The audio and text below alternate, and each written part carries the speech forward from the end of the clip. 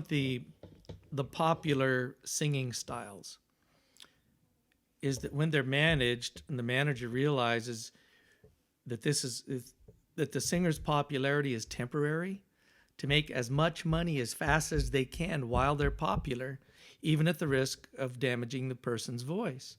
So when you're touring, you're singing 2 and 3 hour sets every single day. There is no voice that can withstand that. That's what happened to Julie Andrews.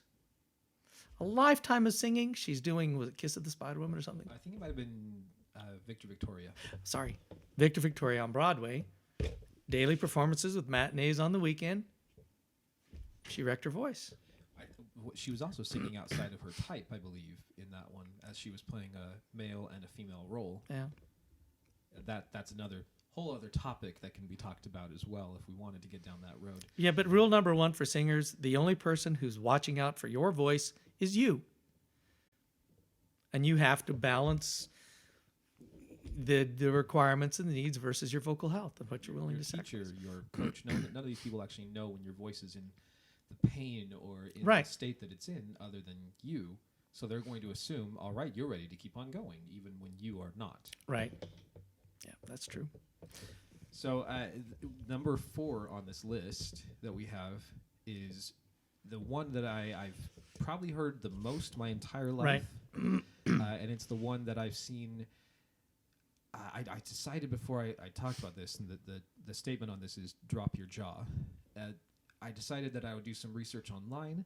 I was doing this on the weekend before I texted you to come and do this video. And every single thing online is supporting drop the jaw. Must be true. It's on the internet. Oh, yeah, it must be true because, everything on the internet is absolutely true. And the things that it would say is things like, if you don't drop your jaw, your voice won't make it past the first row. Yeah. Or, that's how you're actually going to get the pure round tone that is desired of singers. Or my favorites are things like... It's almost godlike, that pronouncement. You have to have a British accent while you sing, and dropping the jaw will help achieve that. Which is literally something I was taught by an unnamed teacher when I was younger. Well, I quote Bert Coffin. He says, singing with your mouth maximally open at all times is like trying to play the trombone in 7th position all of the time. It is in complete abject ignorance of the laws of acoustics. If you're singing a different pitch, the resonating chamber should be adapting. Well, and I run this experiment with the Heritage Choir every week. You give them an open vowel, and that choir can't sing on pitch to save their lives. You close the vowel, and they sing on pitch. We can do a cappella stuff. And end in the same key that you were supposed to end. And in the original key. It's really amazing. The larger the space, I loved how Barbara Doscher put it in her textbook. She states that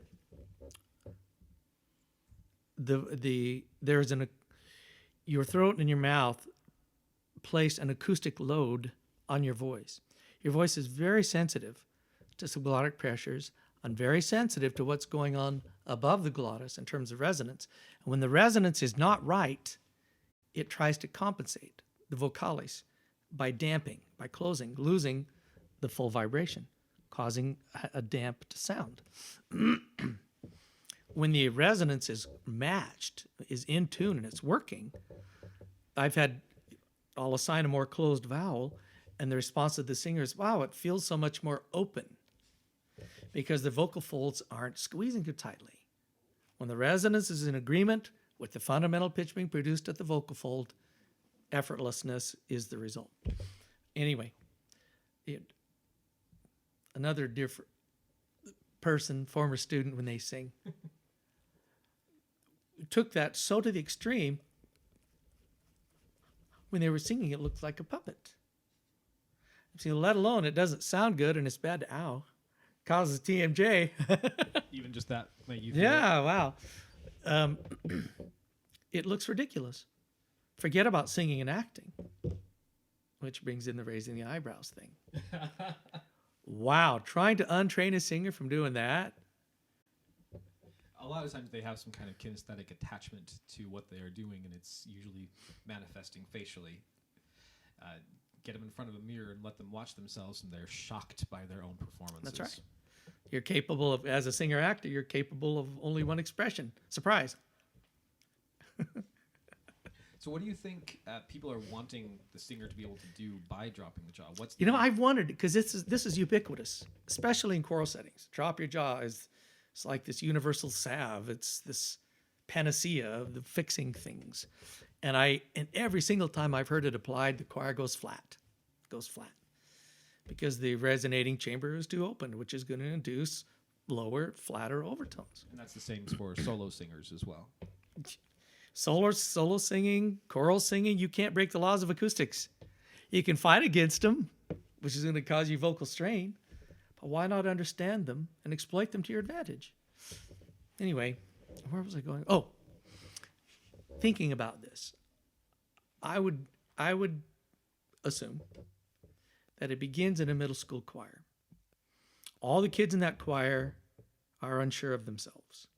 They don't want to stand out. They don't want to be embarrassed. They're not confident. They don't want to be called out by the teacher, so they shut their mouths. And they sing like this. The middle school teacher says, "Open your mouths." They open their mouths. Ta-da! Suddenly they can sing. So they take that. Well, if a little is good, more must be better. Open your mouth even more. Overcorrecting. Over applying. The initial instruction is to overcome a shy person who won't open their mouth at all, which is ridiculous. Right? You can't sing like that. Open it a little bit, super.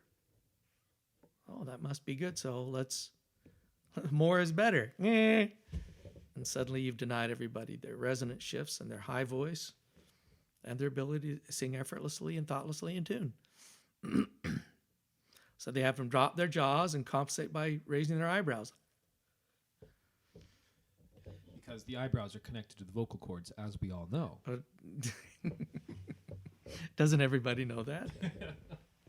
So, physiologically, what is happening in the vocal cords, in the area of the voice box when we do drop the jaw? I talked about what Barbara Doscher calls this acoustic load. The vocal folds, let's, just for the sake of discussion, we're singing a C. We'll call it a C4, middle C. And your vocal folds are vibrating at however many cycles per second.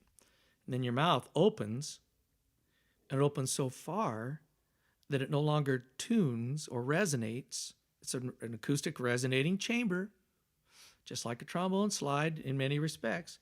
You open too far, and now the acoustical space in your mouth is not resonating at a C4 anymore.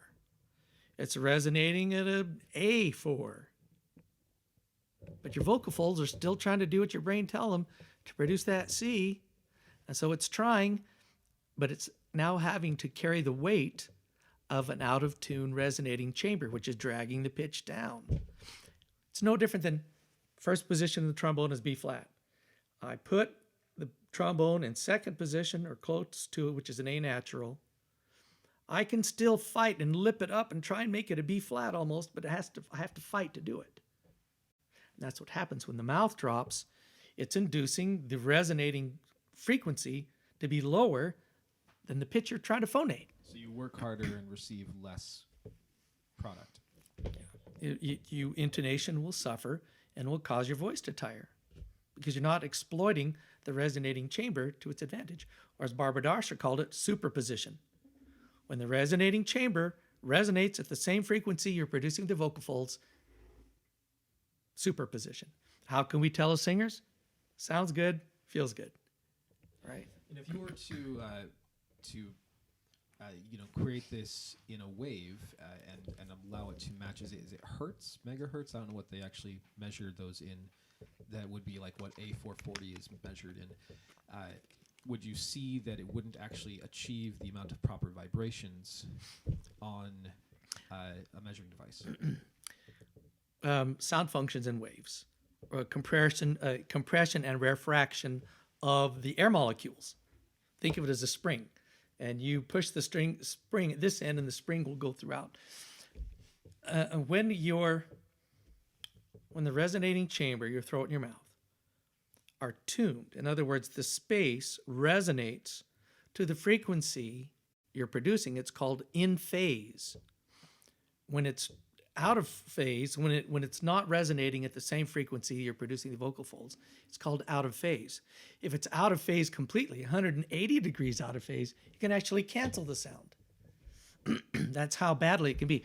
And I've explained it. If you're sitting in the bathtub, and you're splashing the water, and it creates waves that bounce off the sides of the bathtub, and you can time your splashing with the rate at which it's bouncing off the tub, the refraction, the compression. If you time it perfectly without slapping any harder, you can eventually build the wave up so that it overflows. That's what we call when the waves are in phase. When the wave reflection and the wave source are in agreement, it will double it will amplify the wave. It will double it, which is why when the resonance is right, you're singing louder without having to work any harder. Resonance that's just free sound. If you can tune those resonators.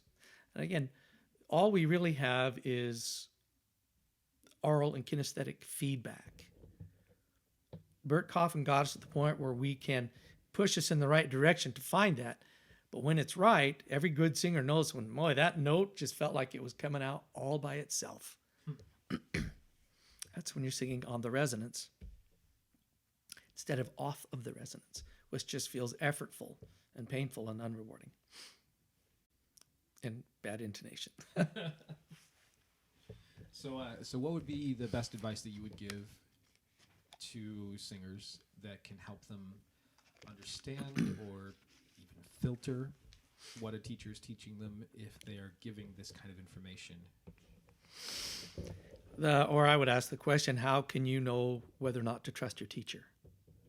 Right? As in anything in life, in any decision that we make, it has to be based on evidence. Okay? The proof is in the pudding.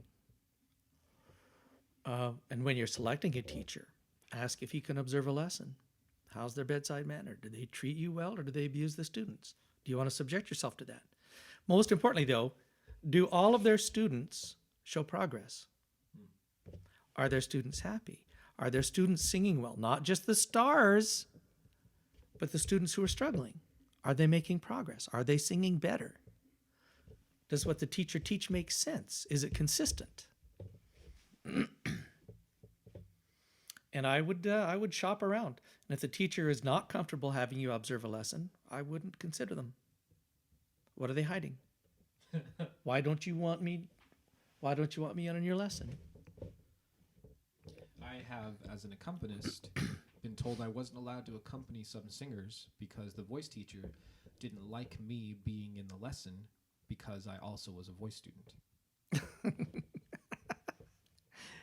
Can you say insecurity, right? Well, and you alluded to this earlier, and I wanted to make this point. Whenever I know a student is going to move on from my studio, either at the outset or some point during our study together, I let them know in no uncertain terms that what they have been learning from me is different from what most of the rest of the world will teach you. And I have to be true to what I know is scientific truth according to the laws of physics and acoustics. And I can't help what other people teach necessarily. But I just want to give the student forewarning, and also to encourage a student not to go out throwing stones. Let's say you believe that what I teach you is 100% accurate and it works for you 100% of the time, and you know that what other people are teaching is not true. You don't want to spend the rest of your life picking fights with people and writing books called Your Voice Teacher's Probably a Quack, right? You don't want to do that. And especially when you're getting into another program where your relationship with those professors will make or break your ability to complete the program.